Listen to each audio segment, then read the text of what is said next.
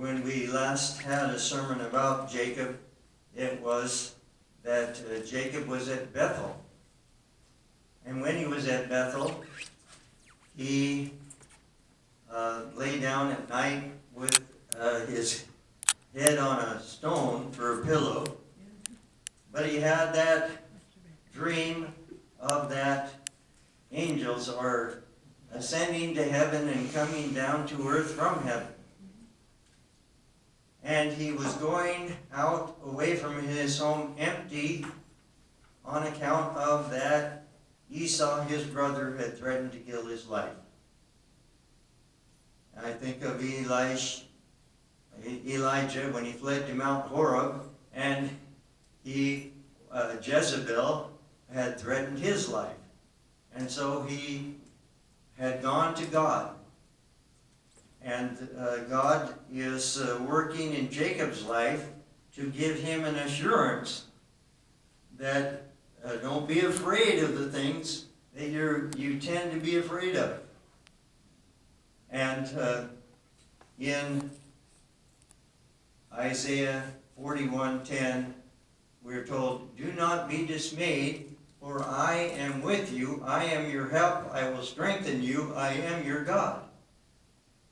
And so at Bethel, even though Jacob was going on a long journey and without provisions, God told Jacob that he would give him everything he needed. Jacob tried to make a pact with God, make a deal with God. God, if you will bring me back with clothes and food, if you bring me back, then I will serve you. But God doesn't make deals. He had much better than the deal. He had God telling him much better than the deal that he was proposing. And so God just is saying to him, believe God. Just believe God. Trust in the Lord with all of your heart. Don't lean unto your own understanding. Your own understanding will go back to the thought, oh, there's something I have to do about this, and it won't be met unless I jump in before I'm supposed to jump in. Well, wait upon the Lord, and he will renew our strength. So now it is 20 years after, and some of the theologians say that if Jacob had left home at age 57, it looks like he didn't get back to the land until he was 91. So it may have been 40 years, and so he's been away from home a long time, and there's no telephone. How is it at home, folks? You doing okay? Is my brother forgiven me yet?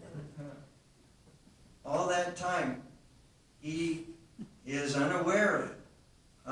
There's a place in Genesis that indicates that word one time did get from Israel up to Paddan Aram, and it was about who had what children. But no telephone, no Pony Express, no computer. So even though word may have arrived to Jacob about something from his family during that time, one thing that he never heard was that your brother is doing fine and he's getting on with his own life. He doesn't have any interest in vengeance toward you anymore. He never heard that. And so he's keeping this fear. He's living in this fear. And when he describes, when he runs away, and now he has 4 wives. And so we would say we wouldn't count somebody faithful who had 4 wives in our time, where the scripture in the New